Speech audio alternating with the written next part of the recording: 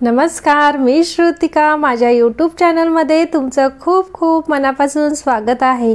तर आज आपण बघणार आहोत मस्त पोपटी आणि हिरव्या रंगाचे मऊ लुसलुशीत भरीत कसे बनवायचे ती रेसिपी। तर आता हिवाळ्यामध्ये हे वांगे भरपूर प्रमाणात बाजारात उपलब्ध असतात। तर मस्त कांदा पात टाकून हे भरीत कसं बनवतात ते मी आज शेअर करणार आहे।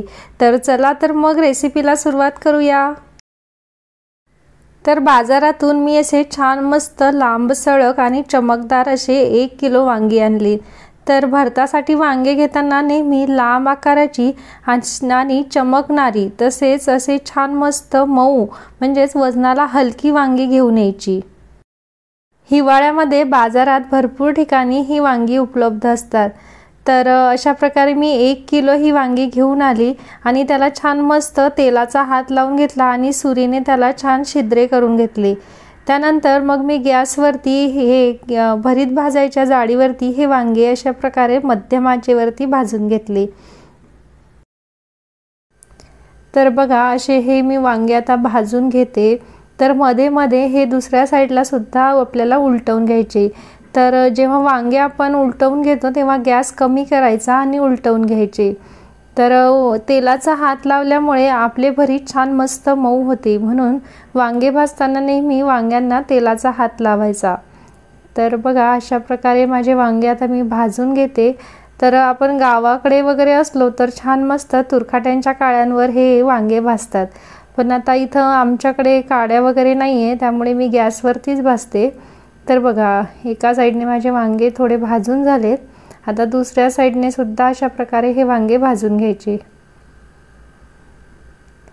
तर मस्त छान वांगे माझे भाजून होत आहे। तर सगळ्या बाजूंनी छान व्यवस्थित हे वांगे भाजायचे।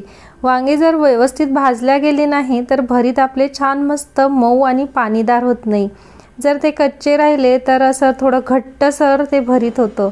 त्यासाठी वांगे भाजताना नेहमी काळजी घ्यायची, वांगे व्यवस्थित भाजल्याच गेले पाहिजे। तर आपले वांगे छान मस्त भाजून होत आहे आता। तर बघा 5 मिनिटांनंतर माझे वांगे अशा प्रकारे भाजून झालेत।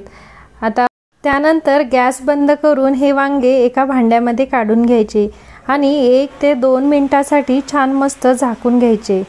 याने छान मस्त साल निघायला मदत होते। तर आता पुन्हा 1 ते 2 मिनिटांनंतर मी वांगे उघडून बघितले। तर आता ही वांगी आपल्याला अशी छान त्याची साल सोलून घ्यायची। तर एका साईडला हाताला पाणी घेऊन ही साल काढायची, जेणेकरून हाताला ही साल चिटकत नाही। तर अशा प्रकारे मी आता ह्याची साल काढून घेते। तर बघा अशा प्रकारे सगळ्या साईडची ही काळा जो भाग असतो भाजलेला तो काढून घ्यायचा। तर वांगी व्यवस्थित भाजल्या गेली तर साल सुद्धा आपली पटकन निघते। तर तुम्ही बघाल की आपली साल छान पटकन निघालेली आहे आणि वांगे छान मस्त आतून पांढरे शुभ्र झालेले आहे। तर अशा प्रकारे सगळ्या वांग्यांची मी साल काढून घेतली। त्यानंतर हे वांग्याचे देठ सुरीने किंवा चमच्याच्या साहाय्याने काढून घ्यायचे।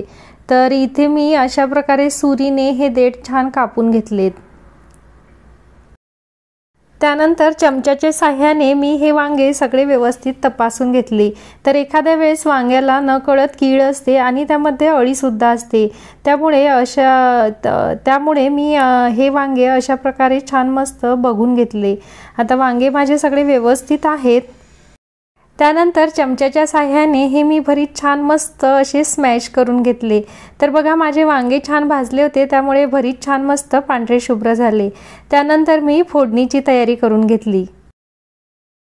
5 ते 6 लसूणच्या पाकळ्या आणि अर्धा इंच आल्याचा तुकडा याची मी पेस्ट करून घेतली। त्यानंतर जाडसर असे शेंगदाणे कुटून घेतलेत।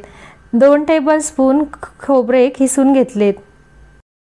अर्धी गड्डी कांद्याची पात छान मस्त बारीक चिरून घेतली। तर पोपटी जाड अशा मिरच्या छान मीठ लावून मी तव्यावरती भाजून घेतलेले आहे। तर कढईमध्ये तेल तापत टाकले आणि त्यामध्ये जिरे मोहरी टाकले। तर जिरे मोहरी छान मस्त फुललेले आहेत। त्यामध्ये नंतर मी जाडसर कुटलेले शेंगदाणे टाकून घेतले। तर शेंगदाणे हलकेसे मस्त ब्राऊन आणि कुरकुरीत होतील तोपर्यंत मी होऊ दिलेत। नंतर मी आलं लसूण पेस्ट टाकून घेतली आणि ती सुद्धा हलकीशी गुलाबी होईल तोपर्यंत परतून घेतली। त्यानंतर बारीक कट केलेली कांदा पात टाकून घेतली आणि 1 मिनिटभर छान जास्त वेळ सुद्धा ही कांदा पात यामध्ये होऊ द्यायची नाही, नाहीतर भरताची चव वेगळी लागते। तर मी फक्त 1 मिनिटभरच ही कांदा पात छान मस्त परतून घेतली। तर थोड्या वेळातच ही पात अशी चिमून जाते। तर बघा कशी चिमलेली आहे पात। त्यानंतर बारीक खिसलेले खोबरे टाकून छान 30 सेकंद मी परतून घेतले। खोबरे परतल्यानंतर मी छान मस्त ज्या मिरच्या मीठ लावून भाजलेल्या होत्या त्या मी यामध्ये टाकून घेते आणि त्या सुद्धा व्यवस्थित मिक्स करून घेते। यामध्ये मी बारीक हिरव्या मिरच्या कट करून किंवा ठेचा टाकलेला नाही, तर मला ह्या भरतातल्याच मिरच्या आवडतात म्हणून मी असंच टाकलेलं आहे। आणि आता छान मस्त परतून घ्यायचं आणि यामध्ये चिमूटभर गरम मसाला टाकायचा आहे आणि गरम मसाला टाकल्यानंतर आपण छान मस्त भाजलेले जे वांग्याचं भरीत होतं ते टाकायचं आणि मीठ सुद्धा टाकायचं। तर मीठ इथं मी स्किप केलेलं आहे, पण मीठ सुद्धा मी याच्यामध्ये टाकून घेतलं आणि छान मस्त एकजीव करून मिक्स करून घ्यायचं आहे। गॅस हा कमीच ठेवायचा। त्यानंतर कोथिंबीर टाकून छान मस्त गार्निश करायचं। वा, मस्तच। आता झाकण ठेवून एक मस्त दणक्यात वाफ येऊ द्यायची। तर गॅस हा कमीच ठेवायचा, मोठा ठेवायचा नाही। तर आता बघू आपल्या भरताला छान मस्त वाफ आलेली आहे का। वा, मस्तच, खूपच सुंदर मऊ लुसलुशीत आपलं हे भरीत तयार आहे। तर असं हे मस्त मऊ लुसलुशीत भरीत पुरी सोबत किंवा बाजऱ्याची भाकरी किंवा कळण्याच्या भाकरी सोबत खूपच अप्रतिम लागते आणि शेतामध्ये तर ते खूपच सुंदर लागतं हिवाळ्याच्या दिवसांमध्ये। सोबतच कांदा वगैरे ओल्या पात असलेला खूप छान लागतो तोंडी लावायला। तर तुम्हाला माझी रेसिपी कशी वाटली कमेंटद्वारे नक्की कळवा आणि माझी रेसिपी आवडत असेल तर लाईक करा, शेअर करा, सबस्क्राईब करा। चला तर मग पुन्हा भेटूया नवीन एका व्हिडिओमध्ये। तोपर्यंत नमस्कार, बाय बाय, धन्यवाद।